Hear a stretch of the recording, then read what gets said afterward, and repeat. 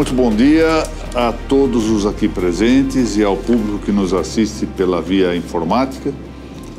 Eu quero saudar o reitor da Uniregistral, o Dr. Francisco Raimundo, agradecendo mais esta ocasião de que nós nos reunamos nesta nossa série de comentários e glosas aos textos dos registros sobre registros, que semanalmente apresentamos por esta via, reunidos aqui na Uniregistral.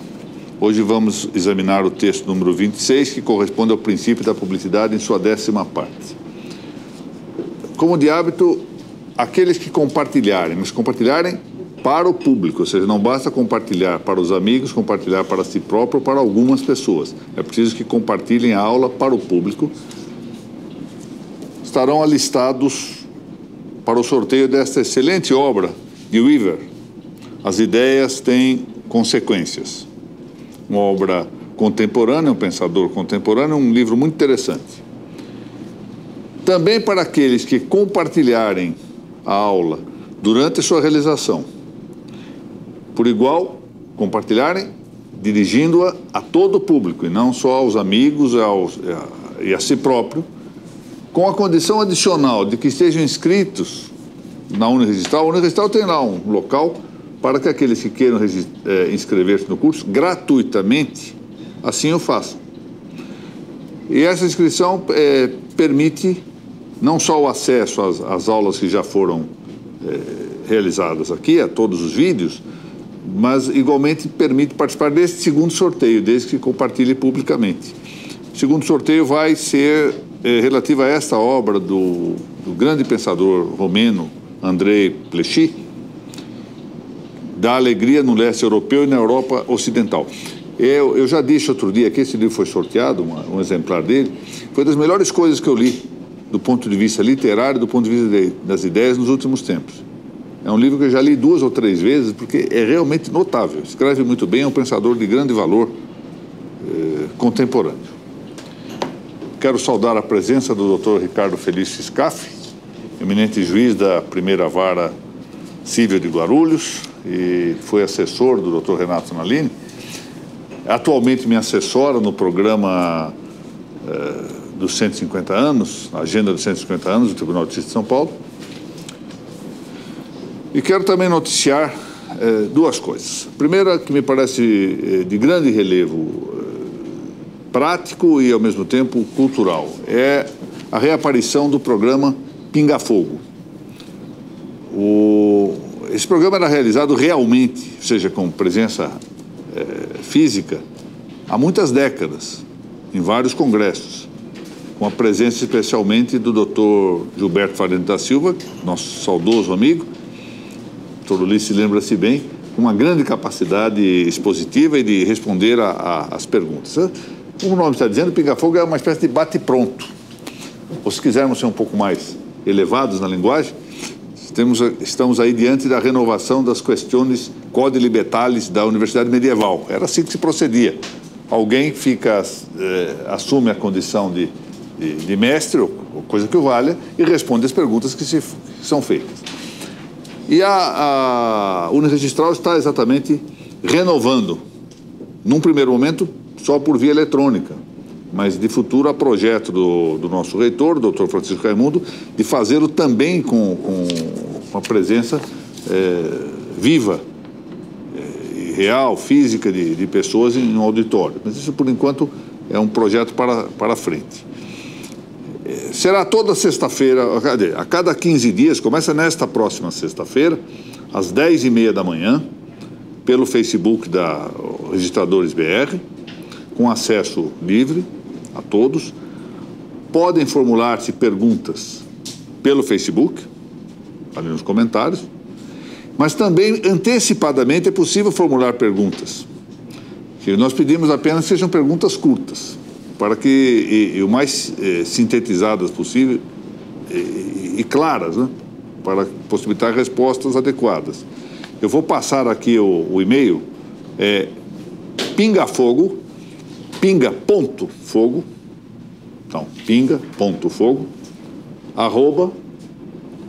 @arispe.com.br. Eu vou repetir, vou pedir a Graziela, que é da competente administração do registral, que de vez em quando coloque isso aí nos comentários. Então, vou de novo dizer, pinga.fogo@arispe.com.br. O que é para fazer com esse pinga.fogo? Mandar perguntas que tenham. Pinga.fogo. Fazer perguntas. E nós vamos tratar de responder como pudermos. Ou seja, o pinga-fogo é para isso mesmo, não é para largas exposições, não é para aula, não é para fazer doutrina. Na verdade, o pinga-fogo tem uma função. Vamos ver aqui. Tá bem. A função é dialética, dar respostas, e na semana seguinte, se nós errarmos a resposta, vamos humildemente pedir desculpas e dizer, olha, estava errado aquele palpite anterior, a melhor solução nos parece hoje essa. Enfim, é para isso mesmo, para estabelecer com o debate. Agora me avisam, e fizeram bem de lembrar-me, que ainda hoje, às 18 horas, o programa piloto vai ao ar. Por onde vai? Pelo site, no registral, ou pelo Facebook? Pelo Facebook. Pelo Facebook. Então, o programa piloto que já foi gravado na última sexta-feira, eu sou um pouco suspeito, mas eu achei interessante, essa que foi a verdade. Vai ao ar hoje às 18 horas. Então, para quem quiser já ter uma primeira análise. E nesta próxima sexta, durante o programa Pinga Fogo, nós vamos fazer o sorteio para quem compartilhar ao vivo e para o público o programa, sorteio de 2 exemplares desse livro, Conceito e Natureza da Responsabilidade Disciplinar dos Registradores Públicos, que acaba de ser lançado pela Cartier Latam. Então, esse livro vai ser sorteado, haverá um lançamento futuro para quem quiser eventualmente adquirir, não conseguir ser favorecido no sorteio. Mas nós vamos sortear 2 na sexta-feira que vem.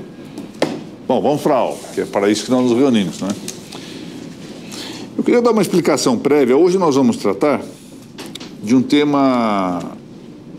A pergunta é importante, a reflexão é importante, mas o desenvolvimento poderá parecer um pouco afastado diretamente das questões registrárias, pelo menos num ponto ou no outro.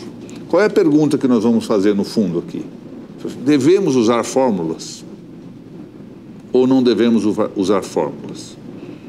Isso quer dizer, quando eu entrei na magistratura, eu me lembro que, tomando posse, logo após tomar posse, eu fui procurado por servidores da administração do Tribunal de Justiça que me traziam um pacote. O pacote tinha algumas normas, naquele tempo que eram as normas de serviço. Hoje eu não conseguiria carregar o tamanho das normas. Eram algumas normas de serviço, era o regimento interno do Tribunal de Justiça, algumas outras indicações, e um livrinho precioso que se chamava, era o jargão, de burrinho.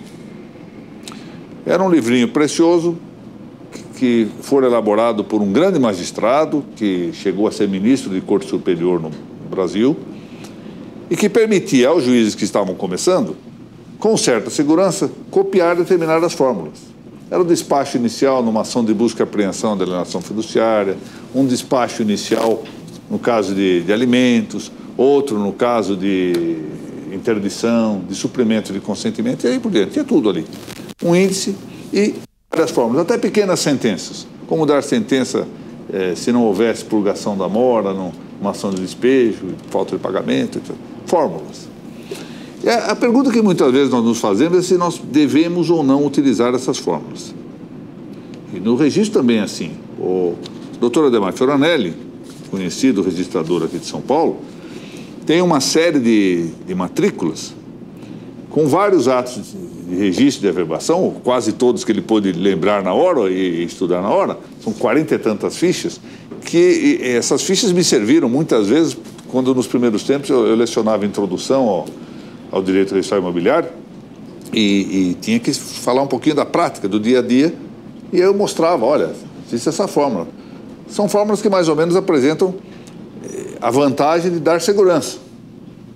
E, por outro lado, esse é o risco contrário de engessar um pouco, de espartilhar um pouco. Então, a discussão hoje é exatamente colocar em reflexão o valor dessas fórmulas. Bom, para isso eu estou recorrendo aqui um caminho que nem sempre fica restrito ao campo do direito registral, um caminho mais amplo. Eu conversava agora com o Dr. Rodrigo e com o Dr. Pedro, especialmente com os demais que estavam próximos aqui à conversa, da importância que há na retomada da doutrina de uma visão mais ampla, exatamente nos tempos de ebulição. Nos tempos de normalidade legislativa, de normalidade prática, nós não costumamos dar muita atenção para as indagações doutrinárias, porque as coisas estão marchando. Não há necessidade de grande reflexão. É justamente nos tempos de crise, nos tempos de ebulição, nos tempos revolucionados, que mais nós nos devemos ater às considerações de natureza doutrinária. Porque são essas, afinal de contas, que dão os alicerces, que dão os pilares das soluções, para nós não ficarmos sendo joguetes de soluções de turno, de respostas de turno. Por isso, já por esse aspecto, parece-me que a indagação doutrinária é importante. Eu bem compreendo a ansiedade de alguns que querem resolver problemas práticos. Para isso, penso que o pinga-fogo será oportuno. Aqui, o nível de discussão é outro. É uma outra perspectiva. Que penso também, isso eu dizia, o objetivo não é formar gente para concurso público, para concurso de registro. Mas penso que para aqueles que fazem concurso público, essas indagações são importantes. Eu falo isto com certo tom jocoso, mas verdadeiramente eu penso assim. Nós temos que nos preparar para responder coisas que não sabemos, especialmente em provas. Às vezes caem questões que nós não temos a mínima ideia de como responder. E é nesta hora que a doutrina vai nos dar a vertebração necessária para encontrar uma solução razoável. Ou seja, saber exatamente em cada instante onde se encontra um livro, por assim dizer, nos favorece para responder questões que nós temos menos conhecimento. Então eu peço, de certo modo, desculpa de ir por esse caminho, parecerá, no momento, um pouco excursionista, aparentemente saindo da linha direta do registro, mas que permitirá efetivamente dar os pilares necessários para a continuidade dos nossos estudos. Então vamos lá, feita essa observação, vamos lá. Nós havíamos ficado a dever uma breve análise sobre o relacionamento da publicidade registral com as letras impressas. Ou seja, qual a relação que há entre a publicidade e o texto publicado, o texto inscrito. É isso que nós tínhamos que fazer. Se forem lá o item número 174, num desses artigos já publicados sobre o registro, vão ver que essa era a indagação, essa promessa que havia feito, que nós tratássemos um pouquinho desse relacionamento. Um primeiro ponto que se quer aqui sublinhar, e a bem dizer que não é só sublinhar, é que eu quero novamente referir, é o da relevância das fórmulas, como eu disse há pouco. Sem, de um lado, exagerações formalistas ou formularistas. Ou seja, há efetivamente esse risco. Gente que se apega de tal modo a fórmulas e formalidades que não encontra circunstância que possa afastá-las. Tem que ser assim sempre. Só tem aquele modelo. É a tal chamada perversão da tecla F3 do InWord. Aperta-se aquilo, só tem esse texto, e esse texto serve para tudo. E o que serve para tudo, em rigor, não serve para nada. Esse é o tema. Mas, por igual, em contrapartida, sem desprezar as fórmulas já consagradas pela experiência. Porque nós vamos ver que essas fórmulas consagradas pela experiência, exatamente porque já enfrentaram situações concretas e sobreviveram a elas, são fórmulas de prudência. Convém utilizar isto, em princípio, porque prudentemente elas já superaram a prova da experiência, em vez de ficarmos inovando e arriscando a ver o que vai ocorrer de futuro. Verdade é que no fundamental, houve, a partir do fim da nossa Segunda Guerra Mundial, como sabem, o século XX foi o primeiro século da história em que houve guerras mundiais.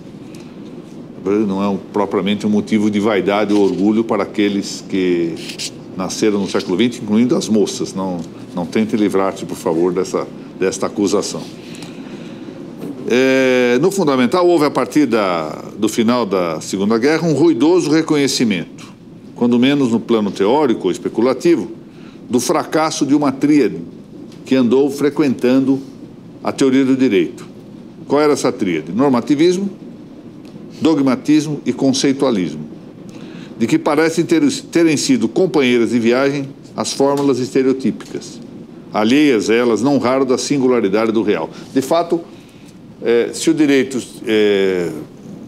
se resumia às normas escritas, se tudo se resumia a dogmas, dos quais eu não posso fugir no campo do direito, ou a conceitos tomados abstratamente, o real tinha que se acomodar a isso, em vez de o direito se acomodar à realidade. E por isso era fácil fazer fórmulas estereotipadas. Deu-se, porém, que ao normativismo sucedeu de modo tendencial o sociologismo, do qual nós vamos tratar um pouquinho adiante. Ao dogmatismo, o empirismo. À jurisprudência dos conceitos, ou conceitualismo, o vitalismo. Alguém dirá que, sob algum aspecto, os remédios foram piores que as enfermidades, ou seja, o sociologismo, o empirismo e o vitalismo foram, sob certo aspecto, piores do que os vícios anteriores. E que, com a substituição do normativismo pelo sociologismo, deu-se a mera passagem do positivismo legal, formalista, para o positivismo sociológico. E este parece, de fato, mais propício a acarretar soluções arbitrárias e de turno. Eu chamo aqui a atenção, e dói-me um pouco lembrar isso, mas os episódios recentes de ativismo judicial e ativismo administrativo mostram como a arbitrariedade, muitas vezes, acaba sendo pior do que um positivismo normativista estereotipado. Embora eu já diga de saída aqui, que tanto sou avesso ao garantismo, que estaria na linha desse normativismo, quanto do ativismo. Então, a minha posição é intermédia a respeito desses dois extremos. O sociologismo é um realismo deficitário, um meio-realismo. Ele, de fato, vai aos fatos, o sociologismo, mas faz um factualismo do contemporâneo. Ou seja, tem uma visão que percebe a realidade apenas a contemporânea, a coeva, sem diacronia, ou seja, não compreende essa marcha, não compreende a historicidade, não considera a fluidez histórica, a dinâmica histórica, apanha o fato tal como ele ocorre, compreende sem essas raízes históricas e compreende do modo que bem queira. De modo que fechado nessa facticidade do atual, o sociologismo despreza toda a experiência jurídica, porque não pode transpô-la de um tempo a outro. Essas experiências são segmentares. Bem observou o nosso Valerio Goitisolo, o sociologismo jurídico é a antítese positivista do positivismo jurídico normativo. São duas formas de positivismo, uma normativa, outra do fato. A adoção desse factualismo, que é axiologicamente neutro, esse é o problema do factualismo. Eu vejo o fato, esse fato existe, mas eu não o valorizo. Eu o retiro, eu o afasto de um julgamento de natureza ética. Pouco me importa se é bem ou mal, é um fato. E sendo fato, se impõe. Ou seja, é algo indiferente aos temas do bem e do mal, é uma espécie de carpe diem jurídico. Ou seja, carpe diem, aproveite o dia. Mas aqui carpe diem jurídico, ou seja, aproveite o dia em que uma coisa parece ser direito. Até porque amanhã pode não ser, se nós deixarmos à luz da arbitrariedade. Isso leva a identificar o direito aos simples fatos, tal como são, hic et nunc, ou seja, aqui e agora, menosprezando a experiência e os valores morais. Daí o empirismo e o vitalismo, ou seja, a ideia de que o empirismo é isto, né? Ou seja, tudo vale de acordo com a experiência do sensível, da percepção do sensível, e só vale a percepção do sensível. E o vitalismo, ou seja, há um fluxo vital, há uma alma vital que é o que domina todos os acontecimentos. E o fluxo da vida deve ser pura e simplesmente observado, obedecido, sem que haja julgamento de natureza ética a propósito disso. Volto a dizer, daí o empirismo e o vitalismo que tendem a substituir o dogmatismo e o conceitualismo, abrindo ensejo à moral de situação e ao direito de situação. Ou seja, o casuísmo do consumado. Eu vejo o consumado e, a partir daí, decido de acordo com esse fato consumado, sem avaliação prévia de nenhum princípio, sem aplicação de uma norma objetiva antecedente. O direito reduz-se, neste quadro, a uma técnica, ou seja, não é mais a res justa, mas a res utilis. Esse é o tema. Há tempos atrás, eu não sei se lembra, acho que faz uns 4 ou 5 anos, Acho que mais tempo. Eu acho que foi na presidência do professor Cardoso. Houve um ministro da Educação que chegou a dizer que o curso de Direito devia ser um curso técnico. Queria reduzir de 5 para 4 anos o estudo de Direito e chegava a cogitar de excluir o caráter de nível superior e situá-lo, pelo menos isso a imprensa andou noticiando, situá-lo no plano técnico. O jurista seria, na verdade, um técnico do direito, mero aplicador, substituível, por sinal, facilmente por um computador, por um grande computador. Por isso que nós estamos marchando ao revés com essa técnica, ao revés do que em algumas universidades europeias. Eu tive a ocasião de visitar uma e ali passei algum tempo, aferindo o seguinte: as aulas eram dadas no período da manhã, pelo titular, e no período da tarde, um grupo de professores acompanhava os alunos da biblioteca, onde eles meditavam, estudavam, pesquisavam em cima da aula proferida. Ou seja, estudavam o dia inteiro, 5 anos com tempo integral, estudo do direito.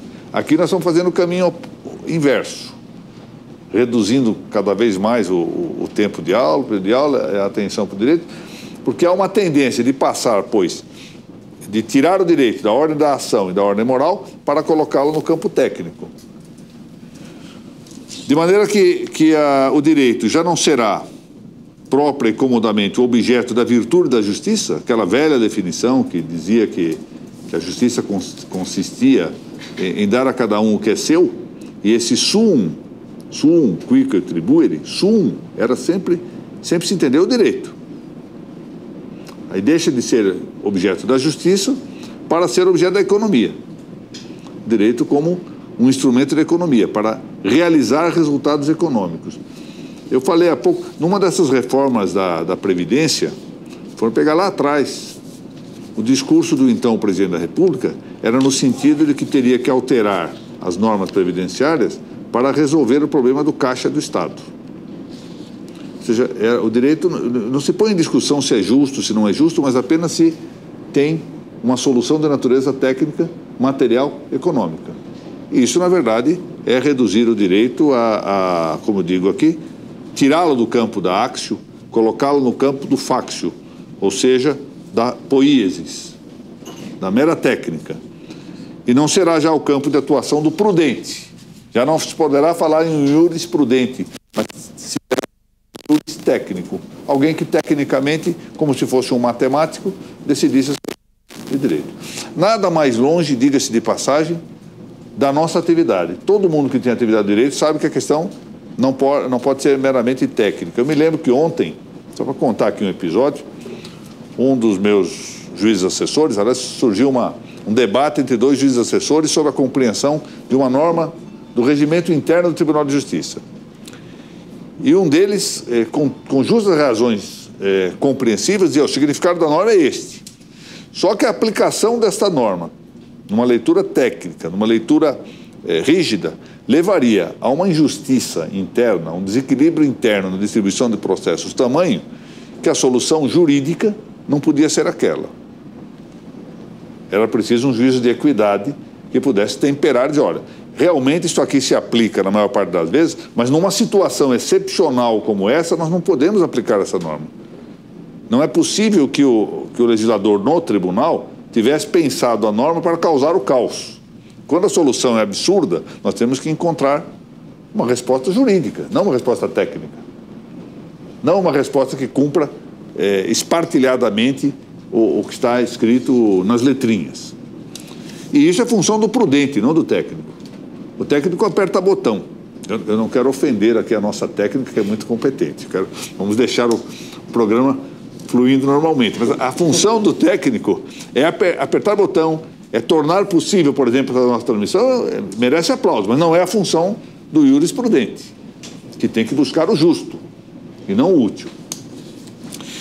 Entende-se, então, por que o jurista seja agora chamado de operador do direito, e o professor de direito de instrutor, e o juiz de fabricante ou produtor de decisões. Olha aqui, uma vez eu fui dar uma aula e eu confesso que é um pouco vaidoso, costumam dizer alguns adversários que quem prepara o meu currículo vitae é a minha mãe, coloca um montão de coisa lá. Melhor chamaria isso de currículo vanitatorum, currículo de vaidades. Pois bem, o fato é que, depois de lido o currículo, eu dei uma olhada e verifiquei que eu estava com um cartaz aqui, uma crachás, onde estava em letra garrafal, instrutor. Quer dizer, o professor de Direito vira instrutor. Esse é o tema interessante. Por quê? Porque é um técnico. É a visão técnica. Ele vai instruir como fazer. Em vez de códigos, de leis e de teorias hermenêuticas, nós teremos de futuro um manual de instrução de aplicação do direito. Não me parece bem isto. Entende-se também porque, para muitos, a clave do direito já não é a solução singularmente justa, mas uma solução massiva e rápida. Nós já não ouvimos num discurso de posse de um desembargador em um tribunal que não era importante ser prudente, mas que era importante decidir com rapidez tudo, que a rapidez é que conta no âmbito do judiciário e não a prudência. Nós ouvimos isso. Nós ouvimos. Eu penso que tenha sido um lapso de quem falou, mas o fato é que o discurso foi nesse sentido.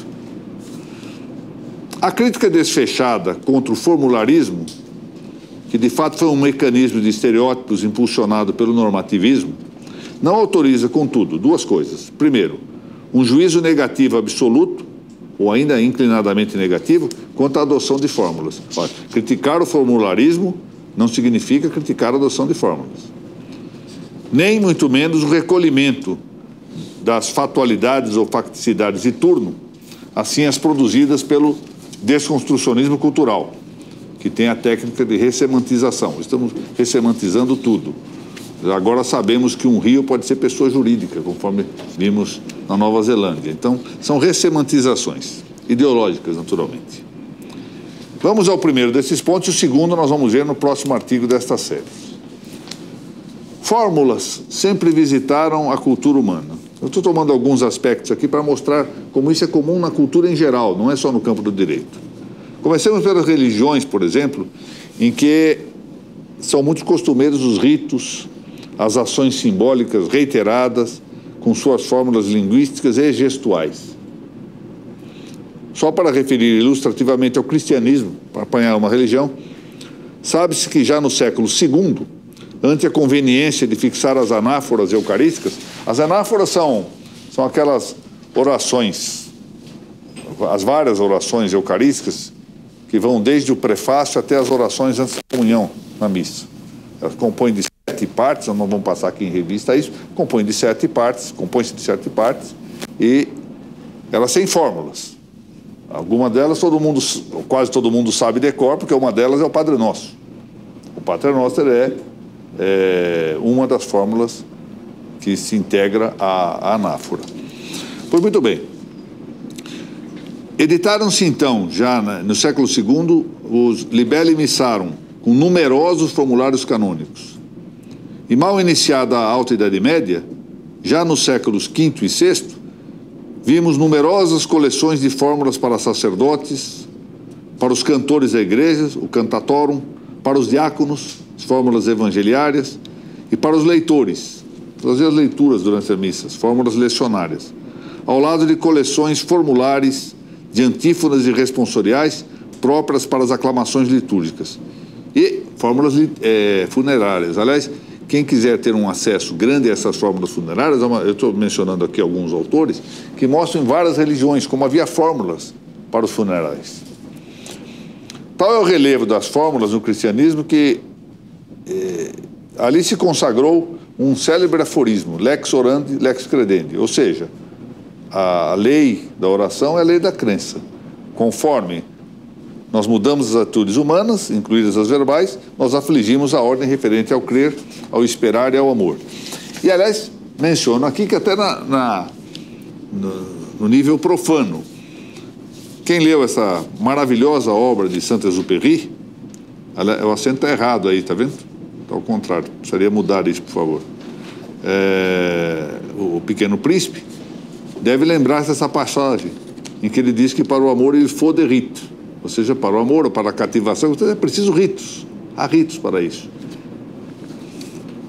Romano Amério, que tem uma das melhores obras produzidas no século passado, chamada Iota Unum, chegou até mesmo a acusar de perda de substância, ou seja, de dessubstancialização, a praxe de uma deformulação, ou seja, destruir fórmulas acaba levando a atingir a substância das coisas. E ele diz que isto foi trocado por uma coisa que volta à moda agora de maneira profana, a afetividade, o sentimentalismo. Nós temos visto no registro civil essa ideia. Agora o sentimentalismo faz às vezes da razão, não é? E já foi propiciado, acusado já por Rovanamera no plano da religião, em que um sentimento de comunhão com Deus substituía todo o papel da razão. Basta sentir. Hoje estou me sentindo em comunhão com Deus, então muda tudo o que se fez e deformula. E aí nós vemos os resultados, nós estamos vendo os resultados. Ou seja, a partir de uma suposta experiência do divino, pessoal, subjetiva, separada de toda justificação racional e, além disso, isolada de toda expressão em fórmulas, já consolidadas. Essas fórmulas correspondiam a uma coisa que é um outro aforismo chamado Quod Ecclesia semel docuit, semper docuit. Ou seja, o que a igreja uma vez ensinou, sempre ensina. Essa é a ideia. Isso se muda como? Se muda pelo sentimento, que vai recusando fórmulas. Claro, estamos falando de religião, em que há dogmas, há mistérios, etc. É uma coisa diversa tratar no campo secular, no campo profano. Mas tem o seu paralelo. E o paralelo está à mostra com essa exacerbação do sentimentalismo a justificar ingressos. Outro dia alguém me falou bem, salvo engano foi o Fernando Palavitini que chamou a atenção disso. Sem pensar nas consequências. Nós vamos aumentar muito a sujeição passiva nos casos de paternidade socioafetiva e por aí avante. É o sentimento prevalecendo sobre a justificação racional, sobre a previsão de consequências nas atitudes. No outro plano, a história do direito romano. Agora é a história mesmo de suas múltiplas fórmulas processuais. Textos breves, redigidos diante do magistrado. Textos esses cujas partes, de algum modo, são até hoje capítulos que frequentam as petições iniciais dos processos.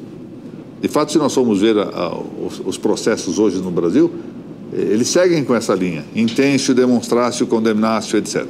Temos tudo isso nas petições iniciais. Dr. Mauro, que está aqui presente, sempre nos honra com a sua presença aqui, e o Conde Júlio, que também aqui está, que advogam, sabem muito bem como se faz uma petição inicial e como isso integra a petição inicial. Mas para resumir essas ilustrações, consideremos as que visitaram a retórica. Porque é no estudo da retórica que se foram formando as escole scribarum ao largo de toda a alta medieval, ou seja, a escola dos escribas ou dos notários, que estão presentes dois grandes registradores, Dr. Valdecir e Dr. Ulisses, que sempre é uma honra estejam aqui, Dr. Ulisses, amigo de várias décadas, que sabem bem o que é esta arte de escrever do registro. Como é sabido, ao editar as constituições Tanta Tirca e Hominem Res Publicae, no ano de 533, portanto estamos no século VI, o imperador Justiniano limitou o estudo específico do direito a 3 cidades do Império Romano. Interessante que ele tenha limitado, não? Roma, Constantinopla e Beirute, que então se chamava Berito. Dessa maneira, dada a vastidão territorial do Império Romano, na Alta Idade Média, os lugares de reunião dos que, fora dessas 3 cidades, Roma, Constantinopla e Beirute, almejavam estudar o direito, eram os grandes monastérios, onde havia a reunião dos livros. Lembra-se, nós não temos ainda o papel, não temos imprensa, era preciso frades, copistas que continuassem a obra de ficar reproduzindo os textos, porque o seu suporte material se perdia com frequência, se deteriorava. E, além do mais, com as invasões bárbaras, era preciso proteger esses livros. Também se reuniam nas cúrias episcopais, nas escolas claustrais, ou seja, dos claustros, e nas catedralícias, escolas das catedrais, que eram tidas como refúgios do saber jurídico. Essa é a expressão do grande historiador das notas no direito espanhol, que foi José Bono, que é José Bono, é vivo ainda, felizmente. E nela se recolhia alguma irradiação de textos jurídicos romanos. Alguma coisa do direito romano permaneceu recolhido nessas escolas. Muito pouco estudados, por força da fragmentação do direito posto. Imagine que os diferentes territórios sofriam a influência do direito vigente naqueles povos que dominavam a região. Eram povos variados, cada um tinha o seu campo de direito. É certo que se mesclavam com o direito romano, dado o prestígio do direito romano, a sua sensatez habitual. Mas, por outro lado, não era muito favorável o tempo para estudar-se o direito romano, até em razão dessa mescla. Pode apontar-se nisso um superextrato jurídico, por empréstimo de um termo próprio da filologia, ou seja, a junção, de certo modo, e a adoção do direito romano mesclada com o direito dos invasores. Os direitos dos invasores são de vários povos. Como fez Verbalhet, a retórica foi a arte liberal a que se devotaram com primazia os que desejavam atuar na esfera do direito. Isto se confirma com a lição de Haskins. Eu sorteei um dia aqui o livro de Haskins sobre a universidade, lembra-se, não é? Para quem o estudo do direito, na Alta Idade Média, do início do século VII até o ano de 1076, foi apenas o de uma retórica aplicada. E dessa opinião é também José Bono. Eu chamo a atenção para o fato de que essa ideia de retórica aplicada vai avançar-se até além desse tempo. Um dos meios pecuniários mais fecundos para a sobrevivência dos notários e notários públicos nos primeiros tempos, na passagem da Alta para a Baixa Idade Média, já começo da Baixa Idade Média, era elaborar cartas dos estudantes universitários, então já criadas universidades, pedindo dinheiro aos pais. De maneira que vê-se que, embora isso já fosse tradicional, era uma atitude, uma atividade evidentemente extravagante do que se aguarda de um notário. Como provavelmente registrar animais em cartórios, hoje sem lei, que eu admito, também é uma atividade extravagante. Cada tempo tem as suas extravagâncias, né?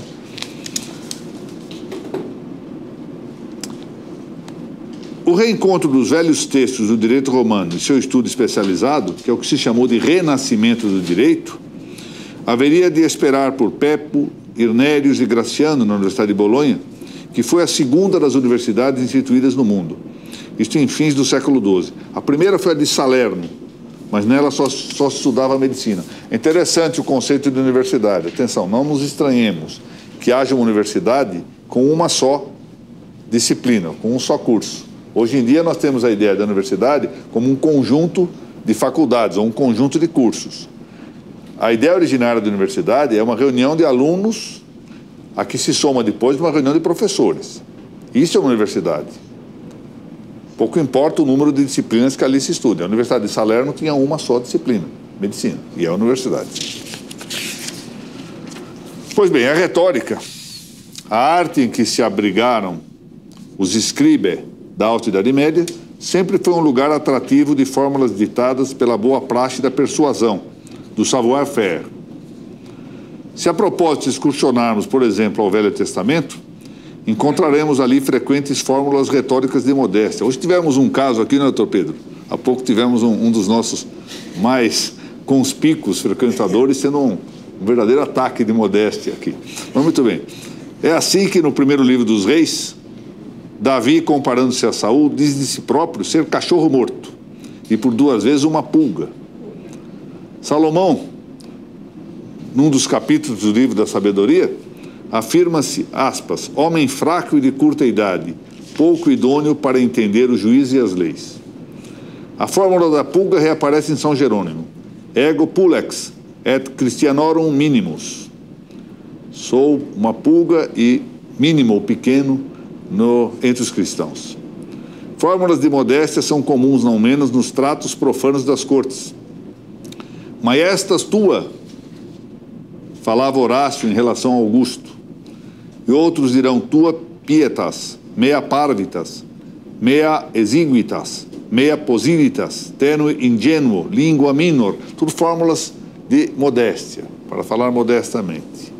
Vídeo imperdível, literatura europeia e Idade Média Latina, desse autor Ernest Curtius, que a Amanda comprou até, um livro realmente excelente. Há mesmo um amigo meu que se assina no Facebook Parvos Patavinos, com utilização evidente de uma fórmula de modéstia. Sob a influência da retórica, nesse caso justificado, o tipo realmente é para lá de parvos, mas é outra história isso. Sob a influência da retórica aurida nas escolas do Trivium, as escolas dos escribas da alta medieval já tratavam de elaborar fórmulas para os documentos que redatavam. É certo, por exemplo, que formulários de escribanias já se encontravam na Hispânia visigótica, dos séculos V ao VIII. E daí terão, de algum modo, influído, séculos depois, nas outras Espanhas, incluído Portugal, suposta sempre a possibilidade de acepção deste plural Espanhas. Eu menciono aqui dois autores, o Maraval e o Elisa Terrada, porque a opinião de Maraval a respeito desse plural Espanhas é uma opinião um pouco depreciativa. Ele acha que foi uma fórmula literária, ao passo que Terrada, em um livro, aliás, que se chama Las Espanhas, sobretudo nesse livro, sustenta o cabimento real da expressão nessa fórmula plural Espanhas e não Espanha. Mais adiante, a adoção da fórmula compleve et absolve, ou complécio, fórmula de perfeição, é a do texto que torna o documento completum et absolutum. De fato, com absolúcio, os clientes, expressão nobilíssima do notário, os clientes do notário, concordam solenemente com o documento expedido. Essa fórmula, disse Rossebono, constitui o germe da cláusula de autorização que um dia contemplará o notários públicos medieval. E já na segunda metade do século XI, faz-se público uma coleção de fórmulas documentais, o Cartularium Longobardicum. Vejam que, portanto, vão se juntando fórmulas e há até mesmo um certo incentivo a que essas fórmulas sejam não só agrupadas, mas difundidas entre aqueles notários que se estavam formando.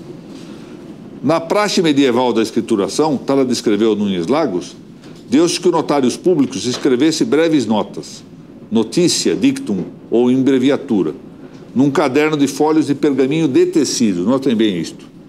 Essas notas eram de início apontamentos bastante concisos. Ele notava, fundamentalmente, o que era que estava sendo objeto da sua escrituração.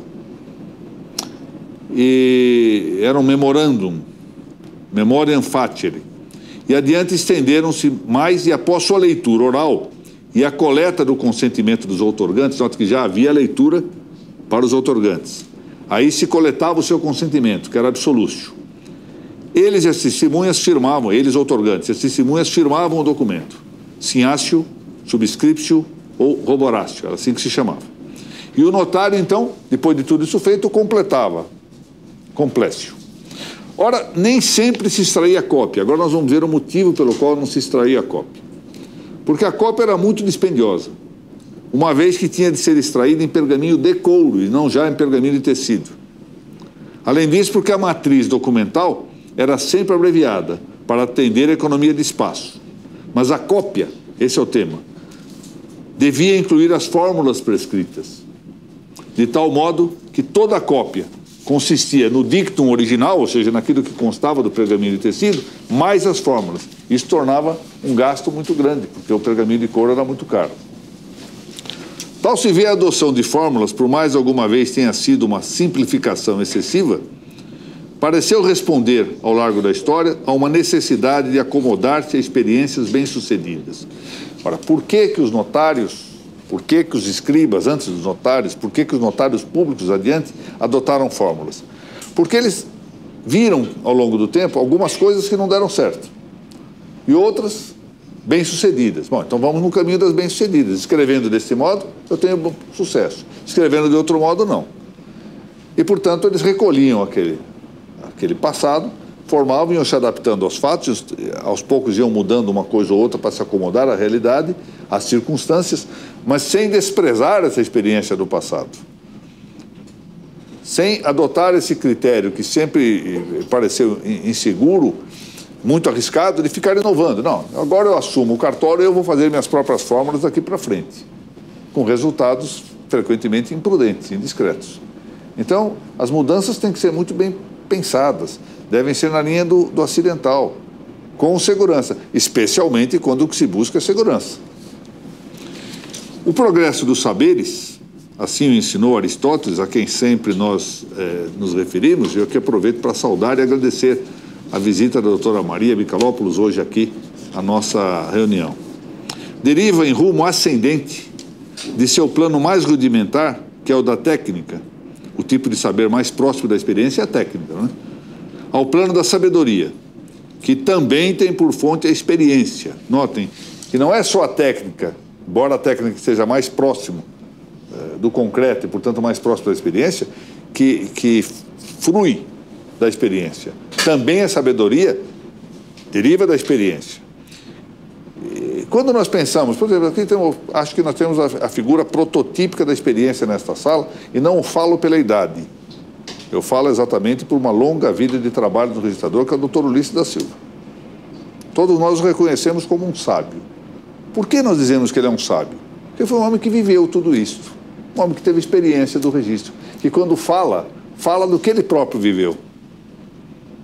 Ou seja, auriu da experiência. E é isso que o tornou um sábio. Meditando sobre a experiência que teve. Não se limitou a uma visão sociologista, fatos consumados são fatos consumados, não penso sobre eles. Não, meditou sobre isso. Preparou melhores tradições, preparou melhores legados. E, portanto, nós o reconhecemos como um sábio. Não é isto? Assim o progresso dos saberes não se assenta de comum no indiscreto abandono das fórmulas, já bem experienciadas.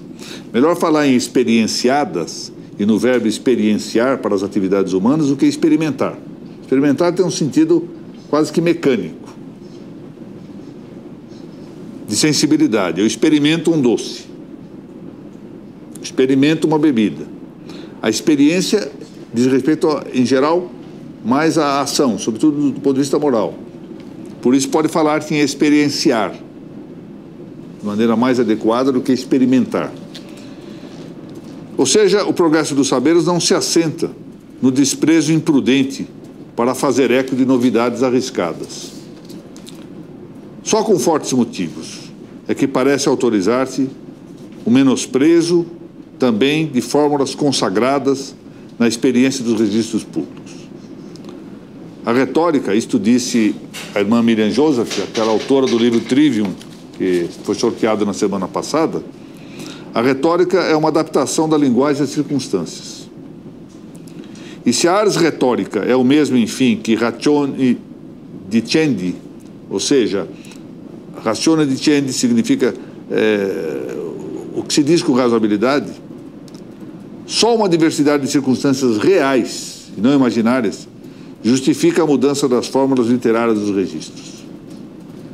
Mas circunstância, guardemos bem isso, é o que circunda a essência de um ente para conservá-lo. E não é aquilo que atua para destruir a essência de um ente. Num momento de manifesta tendência desconstrucionista de toda a civilização ocidental, e isto passa pelos registros, é muito importante que consideremos o papel da tradição e, com ele, o papel das fórmulas. Vamos passar ao sorteio, doutora Graziela, mas enquanto organizamos o sorteio dos livros, eu quero novamente lembrar duas coisas. Nesta mesma quarta-feira, hoje, dia 22, dia 22, haverá às 18 horas a entrada no ar pelo Facebook, na página Registradores BR, do programa piloto do Pinga Fogo, que foi gravado na sexta-feira passada, com a augusta presença do Dr. Narciso Orlando Neto, com a minha pequena coordenação e com um trabalho técnico que me agradou muitíssimo. Um trabalho de uma profissionalidade que merece aplauso. Pareceu-me muito bem. Volto a dizer, sou um pouco suspeito para julgar isso, mas me pareceu muito bem o programa. Acho que vão gostar. E eu lembro que aqueles que quiserem fazer perguntas, porque o Pinga Fogo é isto, ou seja, são respostas rápidas para indagações que se façam ali na hora. Podem fazê-lo de dois modos. Ou durante o programa, no próprio Facebook, ali na linha dos comentários, fazendo a pergunta, vão passar-nos isso em papel e nós vamos tratar de responder no ar. Se não respondemos ali, deixamos para a semana seguinte, porque algumas questões podem ser mais complicadas até de entender. Aí pensamos o seguinte: alguém fica longo tempo imaginando com uma dúvida, faz a pergunta e imagina que a cabeça de qualquer um possa ser uma chavezinha e se passa de um assunto a outro, se responde de pronto. Não é bem assim. Ainda se tratando de alguém com a autoridade, a competência do Dr. Narciso Orlando Neto, temos que ter um pouquinho de paciência com a própria razão humana, que não consegue pensar todos os assuntos em ato ao mesmo tempo. Ou se pergunta ali pelo Facebook, ou por meio de e-mail, que pode ser mandado para o seguinte endereço, que eu vou novamente mencionar aqui: pinga.fogo@arispe.com.br, pinga.fogo@arispe.com.br. Temos condições de sortear, doutora Graziella? Sim.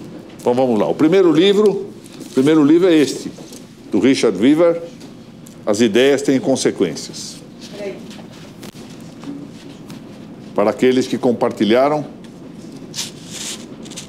ao público, publicamente, esse livro.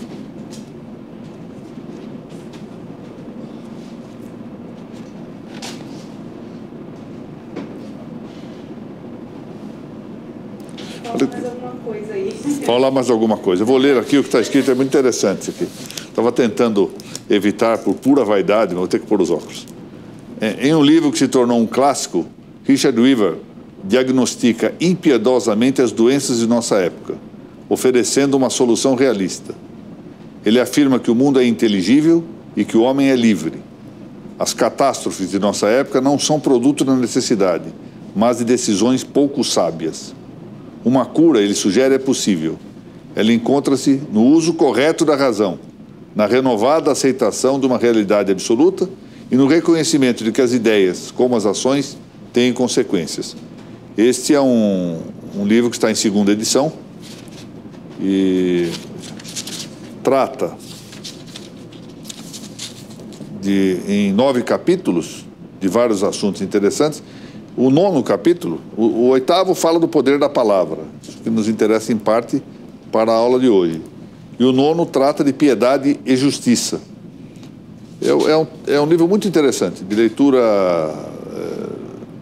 incitante, na verdade, até porque trata de assuntos contemporâneos, de questões contemporâneas. Eu vou ficar com os livros para mim, aí, se não houver possibilidade de sorteio.